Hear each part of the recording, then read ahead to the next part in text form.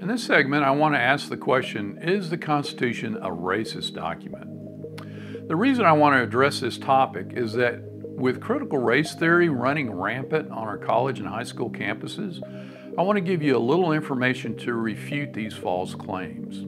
To what do these people point to justify their claims of racism in the Constitution? They usually point to the 3/5 clause and what's called the fugitive slave provision to declare the whole Constitution was pro-slavery. They further claim that the 3/5 clause was declaring blacks to be only 3/5 of a person. Is that true? Well, let's look at the Constitution again to see what the founders meant. In Article 1, Section 2, which has been changed by the 14th Amendment, it says, representatives and direct taxes shall be apportioned among the several states which may be included within this union according to their respective numbers, which shall be determined by adding to the whole number of free persons, including those bound to service for a term of years, and excluding Indians not taxed, 3/5 of all other persons. So, were the founders really calling blacks only 3/5 of a person? What's going on here? First, the distinction is between free persons and others. Free blacks were counted the same as whites. Significantly, however, the 3/5 clause was not a pro-slavery clause, and it did not relate to human worth. Rather, it was an anti-slavery apportionment provision designed to limit pro-slavery Southern representation in Congress. The Constitution allows one representative to Congress for each 30,000 inhabitants in a state. Since slaves accounted for almost half the population in some southern states, slave owners in the South therefore wanted to count slaves as if they were free inhabitants, thus potentially doubling the number of their pro-slavery representatives to Congress. Most from the North strenuously objected to counting the slaves, knowing that the fewer the pro-slavery representatives in Congress, the sooner slavery would be eradicated. Interestingly, the anti-slavery founding fathers, in debating this representation question, actually used many of the South's own arguments against them. One such example was that of William Patterson of New Jersey, a signer of the Constitution, later appointed to the U.S. Supreme Court by President George Washington. Adopting the Southern argument that slaves were property, Patterson argued that since slaves are no free agents, have no personal liberty, no faculty of acquiring property, but on the contrary are themselves property, and like other property, entirely at the will of the master, then those slaves should not be used to calculate representation to Congress, because, according to the true principles of representation, legislative assemblies were the result of citizens sending representatives as their substitutes.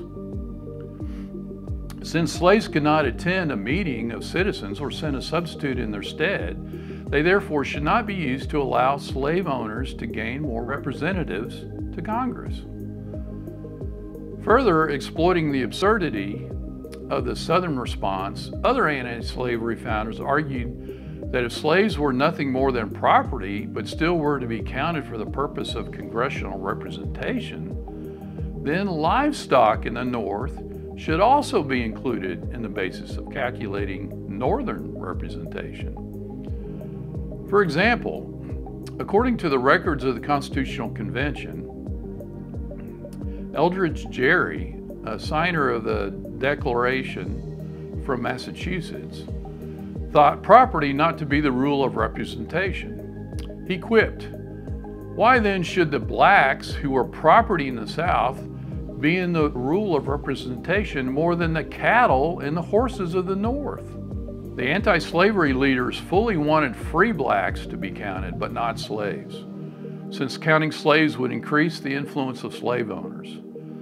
Furthermore, Benjamin Rush of Pennsylvania, a signer of the Declaration of Independence, and a co-founder with Benjamin Franklin of America's first abolition society, argued that if only free blacks were counted, it would have the excellent effect of inducing the colonies to discourage slavery and to encourage the increase of their free inhabitants. The final compromise, which was made to keep the southern states in the Union, was that only 60%, that is 3/5 of slaves, would be counted to calculate the number of southern representatives to Congress. Yet, even though this measure reduced the number of slaveholding representatives to Congress, it was still seen as unfair by many in the North. In fact, the Massachusetts legislature passed a resolution objecting to the 3/5 clause because in slaveholding states, they quote, a planter possessing 50 slaves may be considered as having 30 votes, while a farm in Massachusetts having equal or greater property is confined to a single vote. Clearly, the 3/5 clause was only a ratio used to calculate the amount of representation and had nothing to do with the worth of an individual.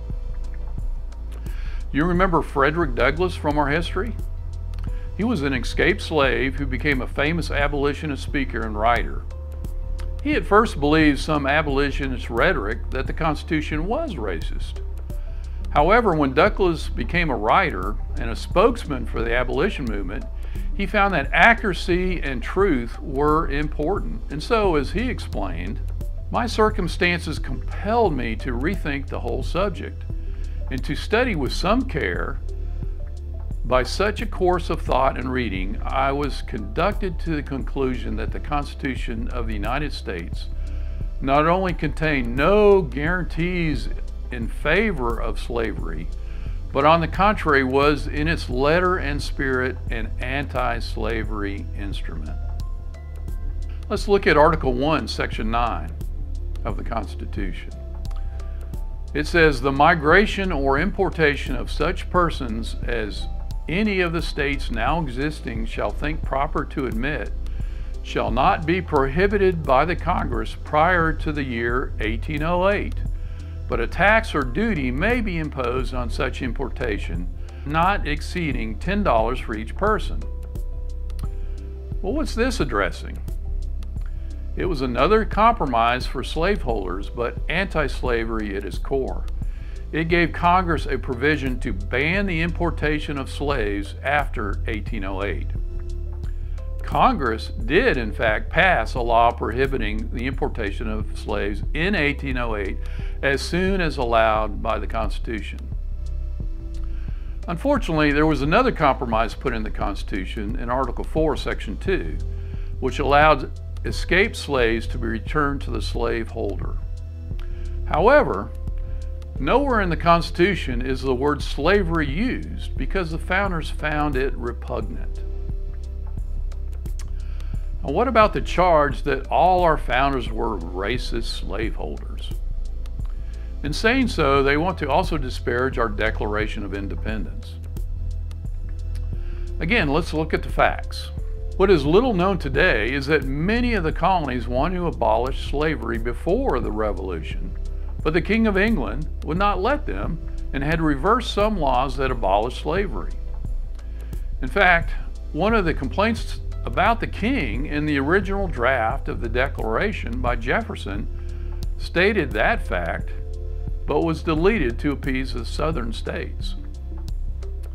The draft stated in part, he, meaning King George III, had waged cruel war against human nature itself, violating its most sacred rights of life and liberty in the persons of a distant people who never offended him, captivating and carrying them into slavery in another hemisphere, or to incur miserable death in their transportation thither.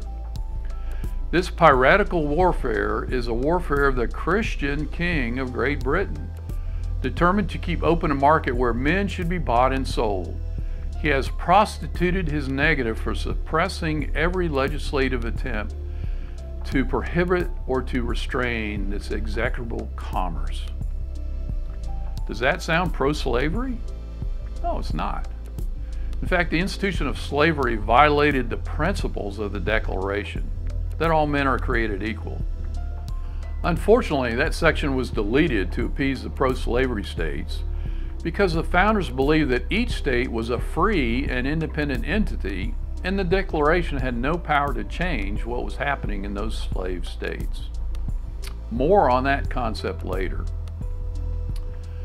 Let's look at the views of the men on the committee who drafted the Declaration of Independence. Roger Sherman of Connecticut drafted the Connecticut law that abolished slavery in Connecticut.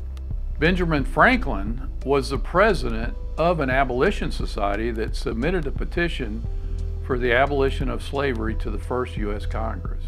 John Adams, as the chief draftsman of the Massachusetts Constitution of 1780, wrote the section that was read by a Massachusetts court as having abolished slavery in Massachusetts. Thomas Jefferson co-sponsored a 1769 bill to abolish slavery in Virginia. He wrote the first draft of the law that banned slavery from the Midwest, called for and signed the law that abolished the international slave trade, wrote the most influential anti-slavery book in American history, and drafted a bill which failed by only one vote in Congress that would have banned slavery from federal territories. And he wrote the part of the Declaration of Independence that says all men are created equal. Their sentiments were the majority of those who signed the Declaration.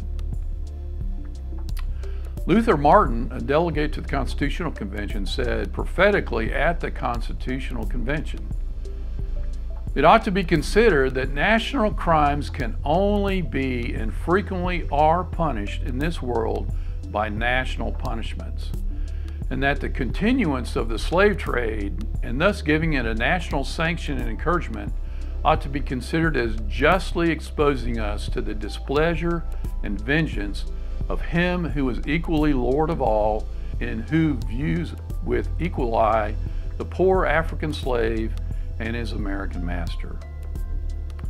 His words rang true as we had to suffer through the war between the states to pay for our national sin of slavery. The claim by pro-slavery people was that slaves were their property, and they had a natural right to property. However, as we will see in a future section, their right to property ends when they violate someone else's right to liberty. Slavery was antithetical to the principles of the Declaration of Independence and thus the Constitution as well. Here are some additional facts to refute the idea that our country was founded on racism. The first region in the world to ban slavery was New England. King George later voided the anti-slavery laws in all those colonies. The United States was the first nation in the world to ban the importation of slaves. It did so in 1808 as soon as it was allowed by the Constitution.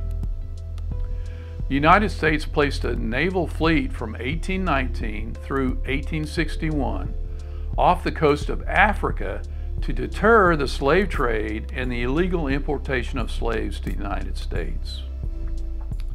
When the United States banned slavery after the Civil War, we were the fourth nation in the world to do so.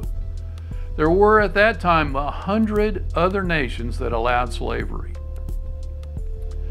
Now, what percentage of African slaves went to America, do you think? Most would think a very high percentage given all the rhetoric. However, it was only 2.5%. Of the 12.7 million slaves taken from Africa, 46% went to Portugal and Brazil, 26% to Spanish holdings, 11% to England, and 10% to France. Yet the claim is always that the United States was the worst country concerning slavery. By the way, the very party which is calling our country racist is the party that perpetrated most of the incidents that they now point to. I call it the party of immorality. It started with the first Democrat president, Andrew Jackson, under whose administration many of the atrocities against the Indian tribes were committed. It was the same party that was pro-slavery in both North and South. The same party adopted all the Jim Crow laws after the Civil War. The same party was affiliated with the KKK and all the lynchings, who consistently disenfranchised blacks and relegated them to second-class citizens. Between 1882 and 1964, there were 4,743 documented lynchings in the United States, 3,446 blacks and 1,297 whites. What was the common denominator between all those who were lynched? They all voted Republican. If a black person voted Democrat, they were usually left alone.